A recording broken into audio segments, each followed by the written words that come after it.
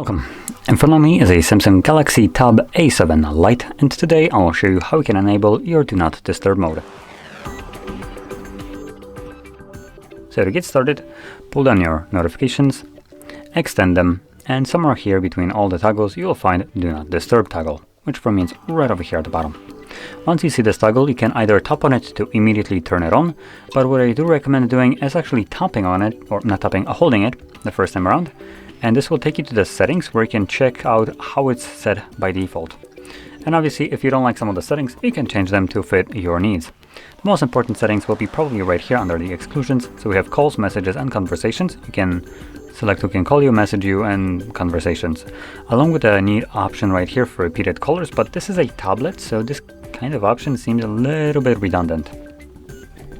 Then we have alarms, other sounds, and applications, along with the last option, hiding certain notifications. So those are all the settings. Now going into schedule right here, which is a way of just enabling your Do Not Disturb mode. You can set one up. There is one always pre-made called Sleep, and it starts at 10 p.m. and ends at 7 a.m. every day. It is turned off by default, but you can turn it on if you want to. You can also tap on it and customize it. So right here, select each day of the week that you want it to run during, and also start and end the time. And from there you just press save. And additionally, you can also create several of them. So if you want to have like different day of the week have different start and end time, you can do that. Now, once you have set it all up the way you want to, you can then either manually enable it by tapping on it like this, or if you want to use it as a schedule, so it turns on and off automatically, then just make sure that it is toggled on from here, and that's all you would do.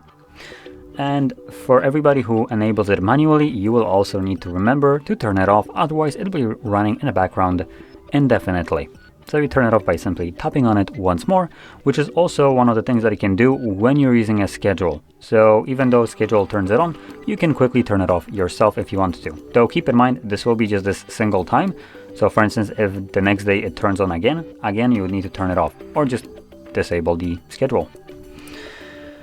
So anyway, if you found this very helpful, don't forget to hit like, subscribe, and thanks for watching.